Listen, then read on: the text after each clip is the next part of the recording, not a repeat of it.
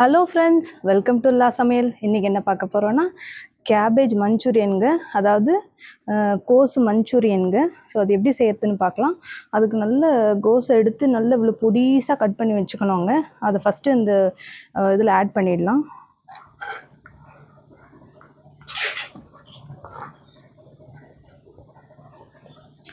இதுக்கப்புறம் கொஞ்சம் ஒரு 1/2 ஸ்பூன் கரம் மசாலாங்க,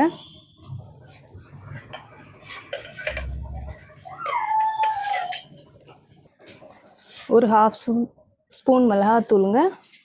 அதுக்கப்புறம் இதுக்கு தேவையான உப்பு போடணுங்க. போட்டாச்சு. அதுக்கப்புறம் 2 ஸ்பூன் மைதா, 2 ஸ்பூன் கார்ன்ஃப்ளவருங்க, இதையும் சேர்க்கணும்.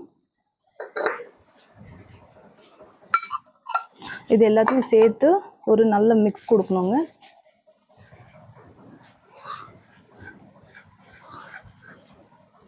இப்போ இதில் லைட்டாக தண்ணி தெளித்து பசைஞ்சிக்கணுங்க.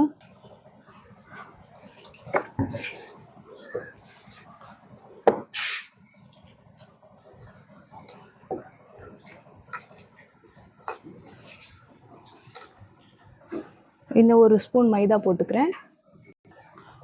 இப்போ மைதா கார்ன்ஃப்ளவர் அகெயின் ஒரு 1/2 ஸ்பூன் ஆட் பண்ணியிருக்காங்க. இது எல்லாமே பிசைஞ்சிட்டு நல்லா மிக்ஸ் பண்ணிவிட்டு காமிக்கிறேன். இப்போ இதெல்லாமே மிக்ஸ் பண்ணிவிட்டு உருண்டை பிடிச்சி வச்சுட்டேங்க. இப்போ இது ஆயிலில் போட்டு ஃப்ரை பண்ணி எடுத்துடணும். அஞ்சிருச்சுங்க, போட்டிருக்கேன். ஒன்று ஒன்றா வேகட்டும். மீடியம் ஃப்ளேமில் வைங்க, அப்போ தான் நல்லா வெந்து வரும். ஸோ வேகட்டும். நல்லா ஃப்ரை ஆகிட்டு இருக்குங்க. இன்னும் நல்லா ஃப்ரை ஆகட்டும், ஏன்னா மீடியமில் வச்சுருக்கேன். ஸோ அது நல்லா வேகணும். இப்போ ரெடி ஆகிடுச்சுங்க. இப்போ இந்த ஸ்டேஜ் போதுங்க, இதை எடுத்துடலாம்.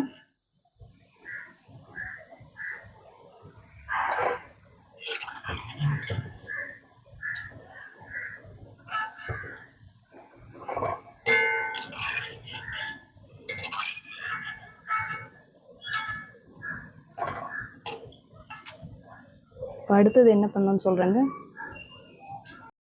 இப்போ பேன் வச்சுட்டு எண்ணெய் ஊற்றிருக்கேங்க. இப்போ ஒரு ஸ்பூன் நறுக்கின பூண்டுங்க, ஒரு 1/2 ஸ்பூன் இஞ்சிங்க,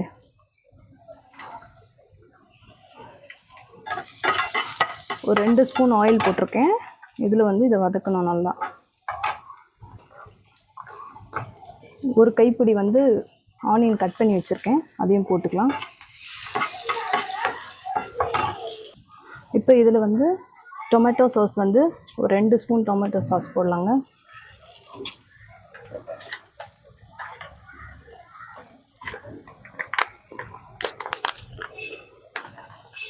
சோயா சாஸ் அது ஒரு 2 ஸ்பூன் போட்டுக்கலாங்க.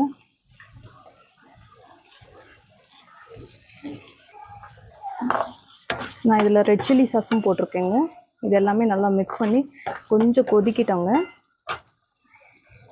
ஒரு 1/4 கிளாஸ் தண்ணிங்க கொஞ்சமாக ஊற்றி கொஞ்சம் கொதிக்கிட்டோம், அவ்வளோதாங்க. இப்போ எல்லாம் சேர்ந்து நல்லா கொதிக்கிட்டோம்.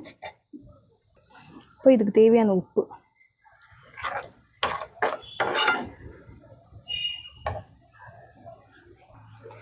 இப்போ இதில் ஒரு ஸ்பூன் கார்ன்ஃப்ளவர், கரெக்டாக ஒரு ஸ்பூனில் கார்ன்ஃப்ளவர் எடுத்துருக்கேங்க. அதில் கொஞ்சம் தண்ணி ஊற்றி நல்லா கரைச்சி எடுத்துக்கணும். இப்போ கரைச்சி வச்சதை இதில் ஊற்றிடலாங்க.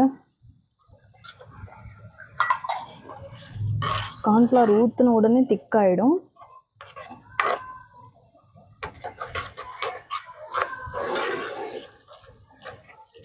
பாருங்கள், அப்படியே திக்காயிடுச்சு.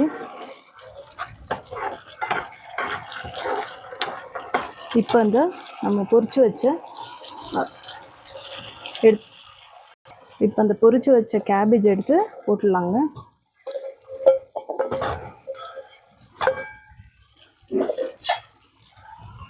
இது அப்படியே நல்லா மிக்ஸ் பண்ணணும்.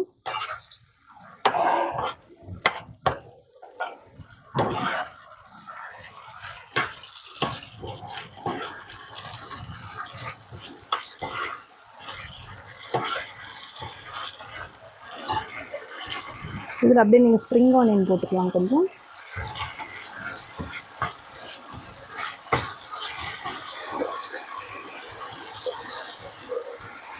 மேலே கொத்தமல்லியும் கட் பண்ணி வச்சுருக்கேன், அதையும் போட்டுக்கலாம்.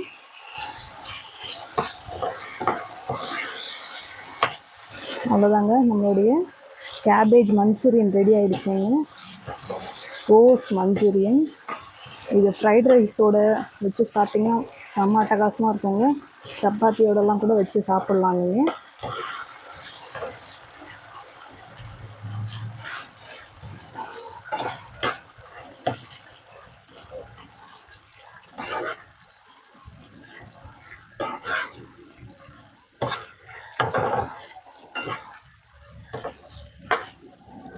அவ்வளோதாங்க, ரெடி ஆகிடுச்சு.